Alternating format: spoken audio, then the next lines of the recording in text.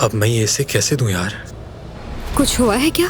तुम्हारा क्लिप गिर गया था ना, तो मैंने सोचा तुम्हारे लिए नया ले लूं।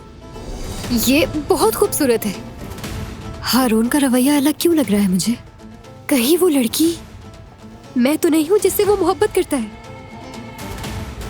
आखिर वो क्या तस्वीरें थी? देखना पड़ेगा मुझे। ये क्या कर रही हो तुम? आपको कल सुबह होते ही बुरसा के लिए रवाना होना होगा। देखना ये ट्रिप हमारे लिए बहुत यादगार होगा। तो बारान करावे बुरसा जा रहा है? हाँ, तुम्हारे साथ ट्रिप पे जाना कितना मिस कर रही थी। खुशी है कि तुम साथ हो। हमेशा तुम्हारे साथ ही रहूंगी। लगता है मैं अपना फोन ऊपर ही भूल आई हूँ। मैं मास्टर चाहती हूँ, लेकिन हमें आज की मीटिंग कैंसिल करनी पड़ेगी। गए क्यों नहीं? कोई गड़बड़ तो नहीं है ना? मुझको साहब की तबीयत खराब थी, मीटिंग कैंसिल हो गई। तुमने मेरी शाख तोड़ दी, मैं तुम्हारा पूरा दरख्त जड़ से उखाड़ दूंगा बारान करावे। खुश आमदीद। बारान, वो दरअसल मेरी गाड़ी वर्कशॉप में है। क्या मैं तुम्हारी गाड़ी ले जा सकता हूँ?